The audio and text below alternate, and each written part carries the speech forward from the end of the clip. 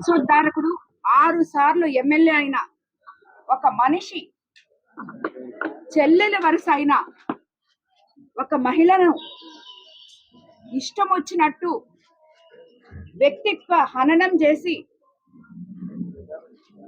మాట్లాడితే అసలు ఏం మాట్లాడాడు అనేది వినకుండా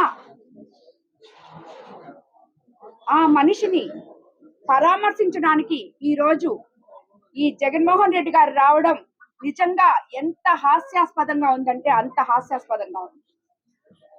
అసలు మీరు ప్రజలకి ఏం మెసేజ్ ఇస్తున్నారు?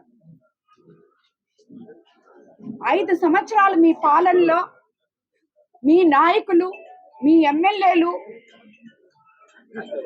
ఎన్నో నీచంగా ఘోరాలు చేసిన దానికి ఫలితంగా ఈరోజు ప్రజలు మిమ్మల్ని తరిమి కొట్టి 11 సీట్లతో గెలిపించారు.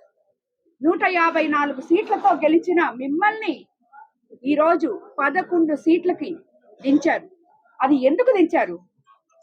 మీరు చేసిన మాటలు, మీరు చేసిన అవినీతి, అరాచకాలు ప్రతి ఒక్కడు అసెంబ్లీ దగ్గర నుంచి తీసుకుంటే ప్రతి జిల్లాలో, ప్రతి కాన్స్టిట్యున్సీలో నీతి నిజాయితీ అనేది తెలియకుండా దోచుకోవడమే కాకుండా ఎంతో మంది మహిళల్ని హరాస్ చేశారు, ఎంతో మందిని జైళ్లకు పంపించారు, ఎంతో మందిని తరిమి కొట్టారు, మాట్లాడిన ప్రతి ఒక్కరి ఇల్లు ధ్వంసం చేశారు. ఇదే ప్రసన్న కుమార్ రెడ్డి ఒక్కసారి మీరందరూ వెనక్కి తిరిగి చూస్తే పోలంరెడ్డి శ్రీనివాసరెడ్డి గారి గురించి, వాళ్ళ భార్య గురించి ఏం మాట్లాడాడో వినండి ఒకసారి. వీరి చలపతిని అడ్డంగా పెట్టుకొని ఇతను ఏం మాట్లాడాడో చూడండి.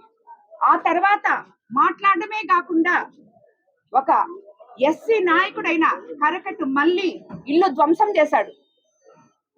ఇదే పోలంరెడ్డి శ్రీనివాసరెడ్డి ఇంటి మీదకి పోయాడు. వాళ్ళ తమ్ముడు ఇల్లు రాజపాలెంలో ఉంటే ఆ ఇంటి మీదకి పోయాడు. ఇవన్నీ ధ్వంసం చేశారు గత 5 సంవత్సరాల్లో జగన్మోహన్ రెడ్డి గారి ప్రభుత్వంలో. సభ్య సమాజం తలదించుకునేలాగా వాళ్ళని మాట్లాడి మళ్ళీ రాజకీయాల్లోకి వస్తే విమర్శలు అనేటివి ఉంటాయి, ప్రతి విమర్శలు ఉంటాయి. విమర్శలు తట్టుకోలేని వాళ్ళు రాజకీయాలు చేయకూడదు అని నీతి సూక్తాలు చెప్తున్నారు.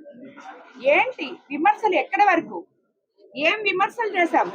రాజకీయంగా నువ్వు 6 సార్లు ఎమ్మెల్యేగా ఉన్నావు కాబట్టి, 6 సార్లు ఎమ్మెల్యేగా నువ్వు కోవూరు నియోజకవర్గం నుంచి నువ్వు ప్రాతినిధ్యం వహించావు కాబట్టి, నిన్ను 54,000తో ఓడించి గెలిచాను కాబట్టి నేను నువ్వు చేసిన అవినీతిని, ప్రజల డబ్బు దోచుకున్న విధానాన్ని అడిగాను. నేను నువ్వు అవినీతి చేశావు, నువ్వు పర్సంటేజ్లు తీసుకున్నావు.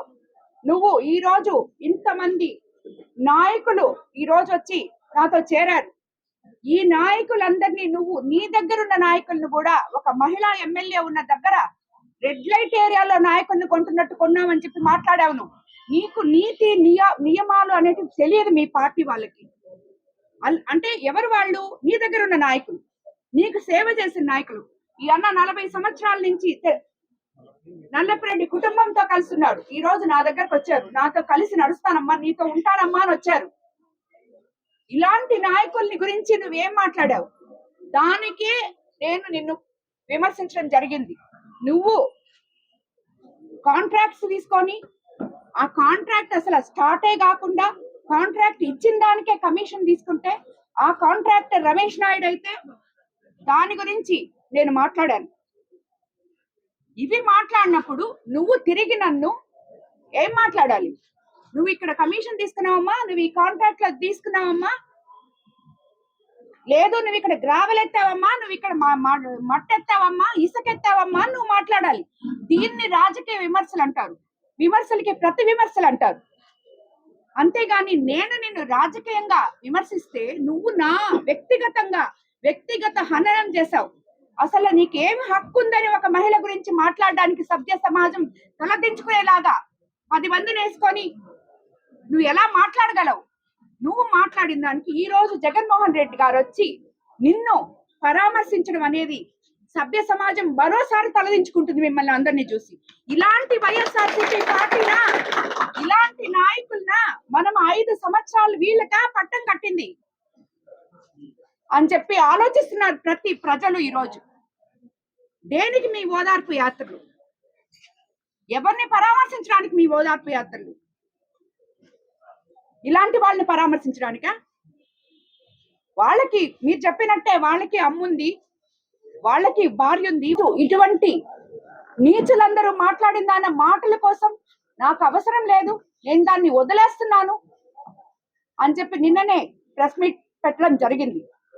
అందరికన్నా ముఖ్యంగా వేమిరెడ్డి ప్రభాకర్ రెడ్డి గారు ఏంటో, ఆయన నీతి నిజాయితీ ఏంటో, ఆయన ఎక్కడి నుంచి ఆయనకి ఆదాయం వస్తుందో అన్ని జగన్మోహన్ రెడ్డి గారికి తెలిసినంత బాగా ఇంకెవరికి తెలియదు. అటువంటి ఆయన పక్కన నలుగురిని పెట్టుకొని ఈ రోజు విపిఆర్ గురించి మాట్లాడడం నిజంగా చాలా హాస్యాస్పదంగా ఉంది. ఇది ఒక్కటే కాదు, చంద్రబాబు నాయుడు గారు ఎక్కడెక్కడి నుంచో లోకేష్ బాబు గారు పరిశ్రమలు తీసుకొచ్చి మన దగ్గర పెట్టి మన బిడ్డలకి ఉపాధి కల్పించాలని చూస్తుంటే వీళ్ళు మేమొస్తే అది చేస్తాం, మేమొస్తే ఇది చేస్తాం అంటే ఏమని మీరు చేసేది? రాబోయే ఇండస్ట్రియల్ వాళ్ళకందరికి బెదిరిస్తున్నారా మీరు? ఈ బెదిరింపులు ఎవరు వినరు, ఎవరు బెదిరిపోరు. అన్నిటికన్నా ముఖ్యంగా మీరు ఈ మాదిర జైలు యాత్రలు చేస్తుంటే 3 రోజుల నుంచి పోలీసులు ఒళ్ళు హోనం చేసుకొని తిరుగుతున్నారు. ఎందుకు తిరుగుతున్నారు? మీకొచ్చే జనాన్ని ఆపడానికి కాదు వాళ్ళు తిరుగుతుండేది.